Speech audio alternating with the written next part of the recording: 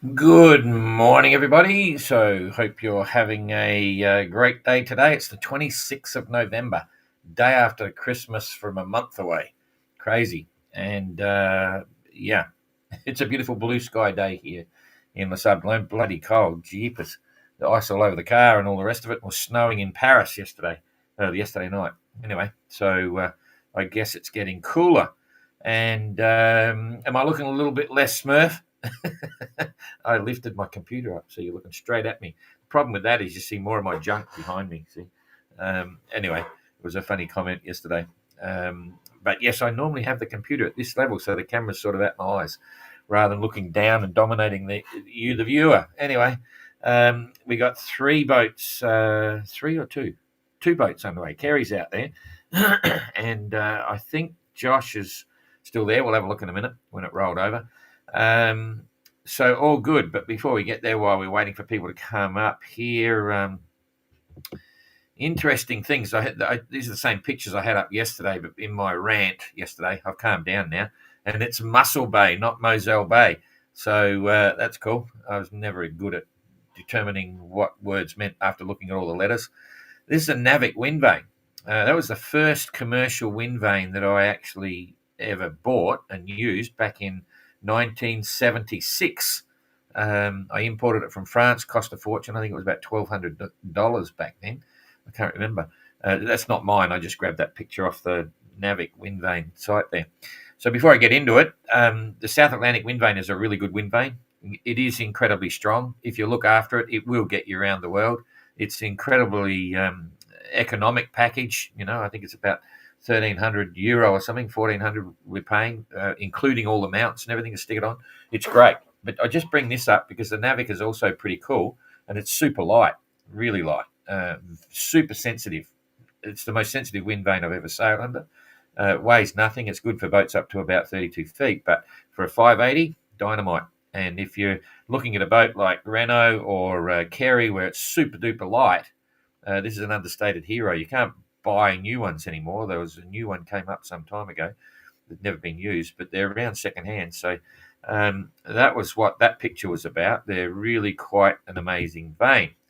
Questions. I never got them up yesterday. We were super busy, bouncing off walls, but I will do it today, promise. So if you've got other funny questions, you'll see that come up. Everyone's sitting behind at the moment. Not Shelter Bay, False Bay and Simonstown still on the agenda. Okay, and all that means is I haven't cancelled it yet for some specific tactical reasons.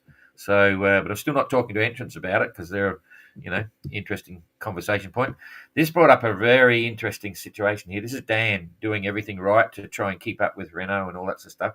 It was one of the, they had some photos there because there was some dolphins out there, but water ballast isn't banned on the boats, right?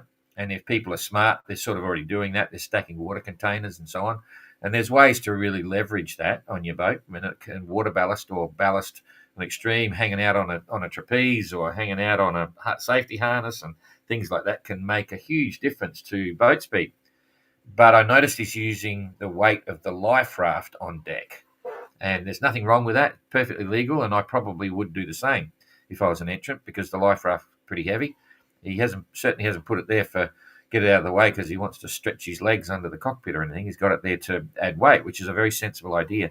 But in hindsight, thinking about it, I'm thinking that we might have to do something about that because if everyone was continually moving their life raft in and out and in and out, in and out, yes, it's good training because it means you can get your life raft in and out really quickly. But these are Valise life rafts, and they're special ones. They're class mini 650 life rafts, which are designed in a valise to save weight and also make it maneuverable, and also with lots of different handles in different positions so that you can actually poke it through the aft transom hatch or the companionway hatch of a boat reasonably easy. So this was developed for the class 650s, and we've adopted them because they're pretty cool. They're a four-man inflatable life raft, but they've only got effectively about 2 man's worth of supplies inside the raft. but we don't want them moving around all the time. I mean, I could be devil's advocate and say, what if you dropped it while you're moving it in and out? You put it out there in good weather and powering along, and then all of a sudden you're dragging it back in and get hit by a wave. Next minute you're ass over the side or something. Because you can see there, I think he's got the painter line, the painter line I think is tied onto the spinnaker pole and things like that in case you dropped it, which is good. But we may have to look at that and stipulate that the life raft in particular may not be a good item to use as water ballast. It increases risks. Every time you're moving around, you might damage something inside the raft, blah, blah, blah, blah. So Dan's certainly very legal, and it just proves he's super competitive and he's doing everything he can. It's all good, but it certainly made me think when I saw that shot. So we'll think about that, but it's perfectly legal for now. Going the wrong way. Oh, did we go full circle? Yeah, we did. Cape Town. Boom, boom. Okay. So that's an interesting point. And I'll never forget one thing. I've got to be careful what I say here because I'm letting a cat out of the bag. Not about MGR, it's about GGR. No, I better not say anything. Oh, that's a tease. Okay, I will. In the 2018 GGR, so don't tell any GGR skippers this, 2018 GGR, Philippe Peche, great sailor, really nice guy. He's sort of leading the pack down past Lanzarote, and he missed the big lighthouse, right? He missed the huge lighthouse and just sailed straight past. We couldn't find him. He went way down, miles down, and anyway, he turned around and came back, and it's perfectly calm, and he's sort of going to windward. And there he's got both of his spinnaker poles right out, like as if he's a fishing trawler, trawling for prawns. And it took me about 10 seconds to work out what's going on, right? And that's all I'll say. But both of his poles are out like that, but he's sailing to windward, 4.5 sails. Think about it. Anyway, so that's interesting. So back to reality here and now. And I'll put you on the tracker. Come on. There we go. You're on the tracker, and I'm going to the tracker. So I'm on the tracker, and Keri's underway, but he's not going as fast as he thought he would like to. And looks like that one, Josh has got some challenges as well. So this is going to be interesting. Let's go with Keri first. We'll put the wind in here. He's moving really well at the moment, but it might get interesting later today. So if I put the back of the track on here, you can see here, Keri came out early yesterday morning, boom, boom. But the big surprise when I turned it on, and I mentioned it yesterday, was that the current, it's actually moved a little bit further north. If this current graphic is correct, then the sort of the top of the fast Agulhas current here, it's actually moved a little bit further north than yesterday, I think. But it was quite some way down, so it was actually a slow slog for him to get down here. It was only moving at 3-4 knots sort of thing, and didn't really get much of a benefit from the current. Now he's on a roll. He's firing, doing 8.7 knots, but it took him a while to get there, and that slowed up his game plan a little bit because there's some adverse winds coming. And whether he'll make it or not, I'm not sure. So that's the story there with the current. He's now in the thick of it. He's got a great breeze there as well, boosting him along, and he's headed for East London. So what's the distance he's got to go? This is at 8 o'clock. He's still got 110 miles to go, which is not a short distance, okay? Even at 8 knots, to 100, he's not going to keep the 8 knots because, the current is good, but let's just look at the wind. So 110 miles, even if he's doing 8 knots, there's 10, 80, 10, 12, probably 13, 14 hours maybe, if he maintained that speed, right? But if I just drop this back, we'll hold it there because we can see East London. And I'm going to roll the weather forward and you can see what's happening here. There's 3. So if we go through till 1900, there it is there. There's 12 hours. And you can see in 12 hours, he's going to be down here. He's going to be becalmed, right? If he's in this lot. But the current will still keep pushing him. But 12 hours from now, I reckon he'd be pushing it to be, there's 50, 60. If I go back, I can't go back now. So he's going to slow up a little bit. It'll be down to 4 knots. So I reckon at this stage he's going to be probably about there somewhere, and the wind's starting to turn ever so slowly on the nose, and he'll still have about 50 miles to go. Now, if you get held up, 50 miles can be quite a big deal. So if we now extend that on, so that's 12 hours from now, and that should be bouncing now. There's another 3. You can see it's directly on the nose. So he's going to be tacking. So that last 5 miles, he'll be lucky to make with the current. The sea will get a bit messy. It's not a strong wind, which is okay, but it'll be messy for sure. And he's got 3, 6, 12. Not too bad, okay? And then it comes on the beam again. So he's just squeaking it in. It's on the beam. And then if he's got, I don't know what he'll do, but he should be in sometime. It could take him 24 hours to get there, sometime early in the morning tomorrow. That's on the 27th, so there's 26. That's tomorrow afternoon. I'm just going back a bit here. So there's tomorrow morning. Yeah, he'll be in sometime tomorrow morning. Now, will he decide to carry on? Because you can see there's Port Elizabeth down there, and it depends how big this window is. But assuming he's in East London by tomorrow, he's only 125 miles to get to Port Elizabeth. Okay, and if he's moving pretty solidly, here comes the breeze. We'll just roll the forecast through for another 24 hours, and you watch what happens. So it's still favourable wind direction. So the current is not going to create a bad one, and it's still favourable, still favourable, still favourable. Okay, but it's getting quite strong. It's in and out, and that's more than a day in Port Elizabeth. So it's that's 30 knots, 28 knots gusting 30, but it looks as if it's quiet in the bay there, so he'd have no problem getting in, and then all of a sudden, bingo, it's back. And he could make that in 24 hours. So I have no idea what he's going to do, but it could be a very strong tactical game plan for Keri, because it's all about sea time here. And when you go into port, you waste time going in. You don't stop the clock until you get alongside the marina or drop an anchor, your last anchor if it's an anchorage. So it'll be interesting to see. I have no idea what he's going to do. He's got good weather forecasting, same as we've just seen here. This is a bit of a bomb here. I won't call it an extreme bomb, but you can see the wind. Whenever you see it radiating out like this, it's very squally, very unstable, all the rest of it. But I think if he's got big gonads, he may try to get to Port Elizabeth. It'd be interesting to see what he's planning. So he's going to make East London, so that's okay. He's getting closer. So that's the deal there. Now I'll come back to real-time weather now and show you what's going on with Josh. He had a good game plan yesterday. He came out, and the forecast yesterday was suggesting that, and this is why he went deep out here rather than just follow the coast, the wind was going to swing about where it is now and come in from the sort of south, you might say. So he worked his way out, ready for the southerly change, so that he could then slowly take it on the port side and come back in.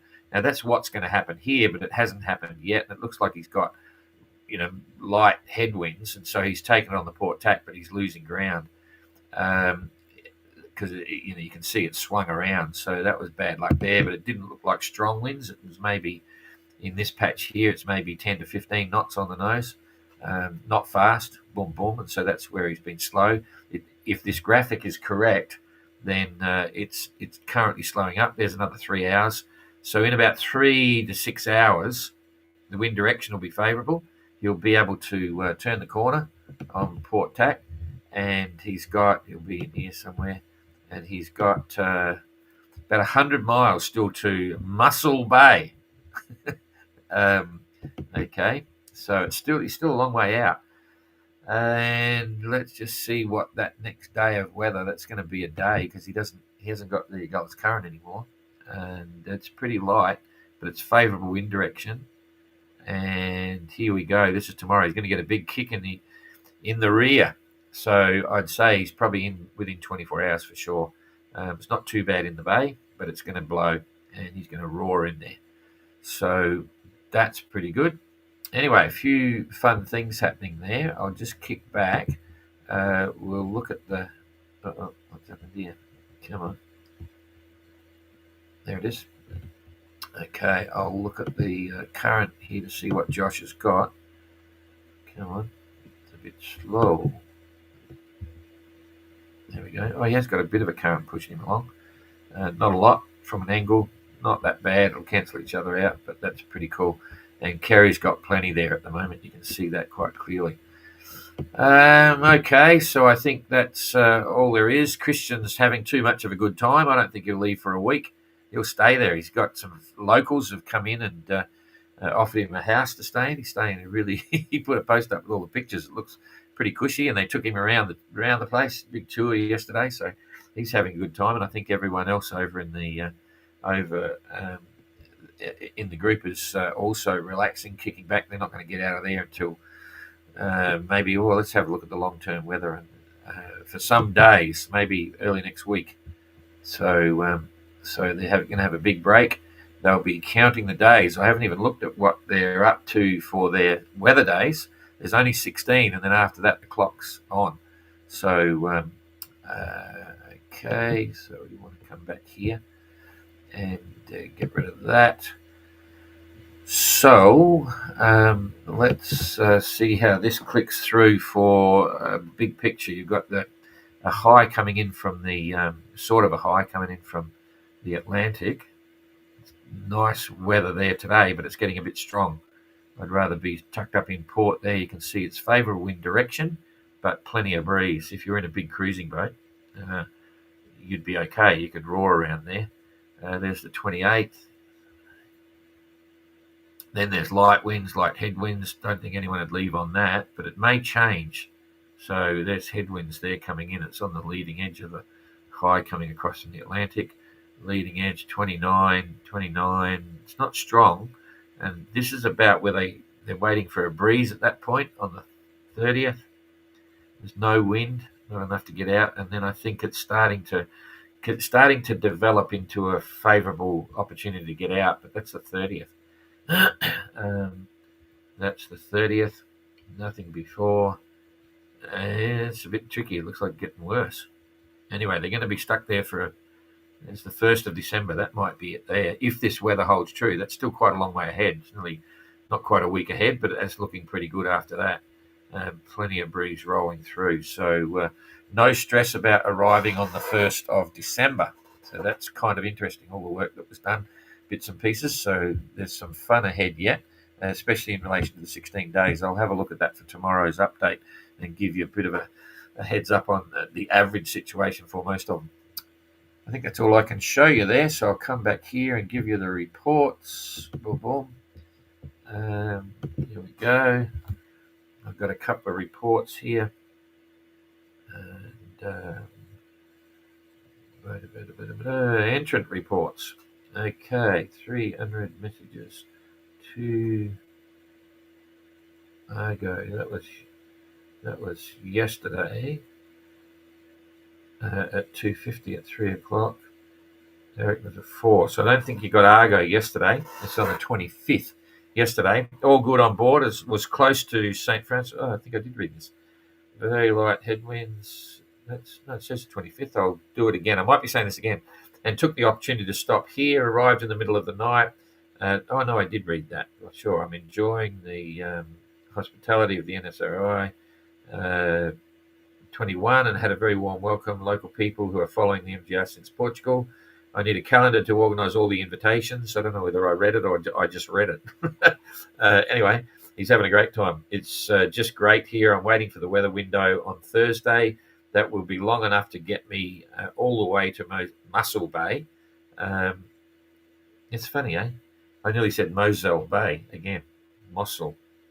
No, that's right. There's double two. Yeah, anyway. But it's Mussel Bay without headwinds or calms. So that's Christian. Entrant. This was 6 o'clock this morning. After a pleasant trip from East London, Tracker is in Mussel Bay. Nice holiday location. Look forward to enjoying the new environment until we leave. Good attitude. Who knows when they're going to leave? No predictions. BB, passage from East London to Mussel Bay was challenging, but very enjoyable. We got some current for the first 100 miles, and then wind started to be fluky, and we had to leave the magic carpet. Last evening and next morning, beautiful sailing along the coast with spectacular views on the Great Karoo Mountains. In Mussel Bay, we were warmly welcomed by Rod and his son Oliver, local sailors, now enjoying good quality food and very clean town. Border Police gave us a ride around, showing places to visit and where not to go. The weather looks like we'll be here for a few days, and don't know if I will make Cape Town before Christmas. What? You'll be there. Jasmine, number 2. Day 3.5, number 2. That 3.5 day passage felt like 3.5 months. No wind, light wind, headwind made it very tricky. Glad to have made it in daylight to be greeted by the others and grab some good grub. I did enjoy the coastline, especially seeing seals and a couple of whales. Sleep last night was well needed, and now looking forward to exploring the town in the daylight. Waiting for Skooks to get here too, then start thinking about the next bit, although it seems there will be plenty of time. Putting more thought into the end of the race as it now it's now seemingly more in sight, which is more scary than the Cape itself. I agree.